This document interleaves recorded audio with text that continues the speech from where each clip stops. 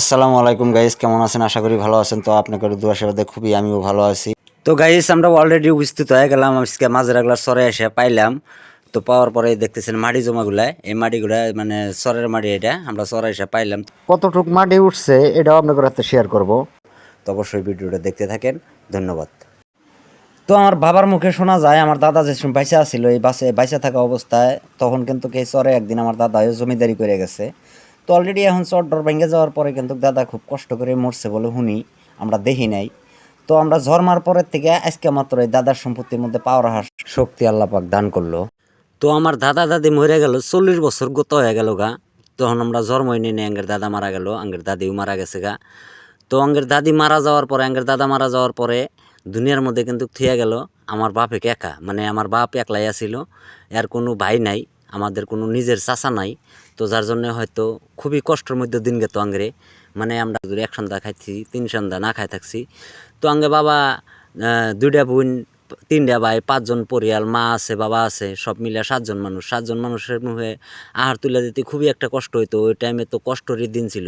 আজকের থেকে 40 বছর আগে এরকম কষ্ট আছিল, সবাই জানেন, মুরব্বীরা যারা তারা কিন্তু ভালো করেই জানেন। তো গাইস, দুঃখের কথা বলি, রাত দিন ফুরাবো না। তো গাইস, কষ্ট যারা করছে তারাই জানে কষ্টের বেদনা। এই 40 বছর ধরে মাটিটা ভাঙ্গে যাওয়ার পরে আমরা খাজনাপাতি ক্লিয়ার করে দিতেছি আর ভাবতেছি যে মাটিটা একদিন একদিন উঠবো। তো গাইস, খাজনাপাতি দেওয়ার পরে 40 বছর পর আঙ্গের এই মাটিটা উঠলো, আল্লাহ রহম করলো। তো সবাই মানে আমাদের জন্য দোয়া করবেন, আমরা এই মাটিটা জানি কইরা ধরে খা হারি, হয়তো মাটিটার মধ্যে জানি আবাদ টাবাদ করা হারি। তো যাই হোক গাইস, আমি এই মাটিটা আপনাদের সাথে এই জন্য শেয়ার করলাম। মানে তো গাইস, আজকে চরে এসে আমার এতটা খুশি লাগতেছে, যার জন্য আপনাদের হাতে শেয়ার করলাম মাটিটা। খুবই ভালো লাগতো। আপনি যদি মানে একটা হয়তো গরিব মানুষ থাকেন, মাটি সম্পত্তি না থাকে, হয়তো কৃষক যারা আছে তাকে হয়তো আগে চরে আবাদ করতো, তাকে নদীর মধ্যে ভেঙে গেছে গা, তারপরে আবার আবাদ টাবাদ করা হয় না। তো অন্য হাতের কামও কিছু জানে না, তারপরে কিন্তু কাকের সেইরকম একটা কষ্ট হয়। তো যার জন্যে গাইস, আমার মনে একটা ফুর্তি লাগতেছে। আগের বাবা আগে আসছিল কৃষক মানুষ, মানে আলাবাতের কামই করতো। তারপরে কিন্তু মাটিটা ভেঙে যাওয়ার পরে আলাবাদের কাম আর মানে করা হারে না। তো এই জন্যে আমি খুশি যে হয়তো এই মাটিটা যদি হয়তো আমরা নিজে যদি না আবাদ করা হারি, যদি মানুষকেও দেই, মানুষ আবাদ করলে আবার যত আর কিছু বেনিফিট আঙ্গের দিব। গাইস, মাটি গোনা কিন্তু অলরেডি ঝুড়ে সাফ করা হইতেছে, জাঙ্গা বাবা আছে হাতে। তো গাইস, শেলার মধ্যে দিকে জিনিসপাতি নামাই এই জায়গায় রাখা হয়েছে। এই যে এখানে ঘর তুলমে আঙ্গের দাদার পুরান ভিডিও আছিল, এই ভিডিও আঙ্গের ঘর আছে। তো গাইস, এই জায়গায় আমার আব্বা আমার দাদার সাথে থাকছে, যার জন্য এই জায়গাতেই গড্ডা তুলমুবিলা আশা করছি। তো আমরা এই জায়গায় তুলমু ঘর বাড়ি, মনে মনে হেরম আশা করছি যে হিনি ঘর বাড়ি তুলমু। তো এই জন্য বাঁশ খোড়া যা কিছু আছে গড়বরের হিনি এনা নামাইলাম। শহর অঞ্চলের ঘর কিন্তু টিনের ঘর হয় না, এটা মানে পেপার দিয়া আর এই যে সোনকাশে দেখতেছেন, এই সোনকাশে দিয়া মানে আমরা গড়টা হিনে বানামু থাকার জন্য। মানে এটা তো এমন কোনো কথা না যে জীবন ভরা থাকবো, আজকে আছে কিবা কালকে নাও থাকবার পারে। যার জন্য ঘর বাড়িটা নর্মাল ঘর, কোনো রকম মানে মানুষের উপরে ছাবড়া দিয়া থাকা, এই সিস্টেম আর কি ঘর তুলমু একটা। তো এই জায়গায় আছে 22-23 বিঘা সম্পত্তি। আঙ্গের বাবা থিয়া যাবো, আঙ্গের বাবা কিন্তু অলরেডি হিনে গড়টর তুলে মানে বর্তমান কাইসা টাইসা কাটতে থাকবো। আমি আর আমার ছেলে বা তাজিদুল হোসেন, আমরা দুই বাপ বেড়া আজকে বাড়িতে যাবো। যার জন্য আজকে ভিডিওটাও করলাম এই জন্যেই যে আমি 1 লাখ মাটিটা দেখলাম, কি জন্য আমি মাটিটা আমার দর্শকের সাথে শেয়ারও করি, হয়তো খুশির খবরটা সবাইকে জানাই দিই, যার জন্য আজকে এই ভিডিওটা করলাম। তো গাইস, রোদের মধ্যে ঘামা যাওয়ার পরে ছাতের নিচে এসে বসে থাকি কিসের জন্য এটা।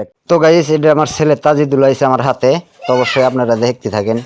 গরমে কুলান যায় না, নদীর মধ্যে নামছে। নতুন ঘরবাড়ি নিয়ে এলাম। তো এই যে দেখতেছেন শ্যালো, এই শ্যালোর মধ্যে আমরা ঘরবাড়ি আজকে নিয়ে এসে নামাইলাম। তো এটা মানে ছোট্ট একটা শ্যালো, এই শ্যালোর মধ্যে নিয়ে আসলাম ঘরবাড়ি। তো এই শ্যালো দিয়ে এবার আমরা রিটার্ন বাড়িতে যাবো।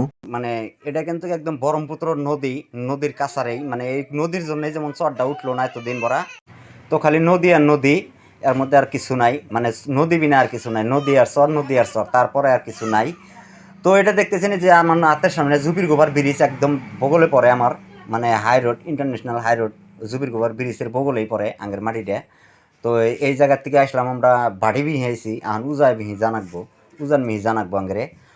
তো যাই হোক, আমরা এই সালের মধ্যে ফের আবার রিটার্ন ঘুরে বাড়ি বিলে যাবো বলে আশা করছি। তো দর্শক, আপাতত আমার এই মাটির এই ভিডিওটা আপনাদের সাথে শেয়ার করলাম। অবশ্যই আমার খুশির খবরটা জানাই দিলাম, কেমন লাগলো অবশ্যই কমেন্টে জানাই দিবেন। আর অবশ্যই দর্শক, একটা কথা কি, যারা চর অঞ্চলে আসবেন অবশ্যই পানির বোতল নিয়ে আসেন। পানির জন্য কিন্তু খুব হাহাকার, মানে খুবই একটা মানে নদীর পানি খাওয়া যায় না, একদম গোলা পানি, যার জন্য পানির বোতল নিয়ে আসলে খাওয়া যাবে। এরকম এই ছাতিটা দেখতেছেন, এই ছাতির তলে বসে থাকি, মানে ঘর বাড়ি তো বর্তমানে এখনো বানান হারি নাই, সবাই মাত্র আজকে আইলাম। তো আপনার তো জাগের জাগের নতুন চর উঠছে, তারা কিন্তু অবশ্যই আমার মতোই খুশি হবো। কিসের জন্যে? চরে মানে যারা থাকছে তারা কিন্তু জানে চরের মর্ম, আর যারা থাকে নাই তারা কিন্তু জানে না। তো গাইস, আজকের ভিডিও এই পর্যন্তই। পরবর্তী আরও ভিডিও দিব। ভালো থাকবেন, সুস্থ থাকবেন, খোদা হাফিজ।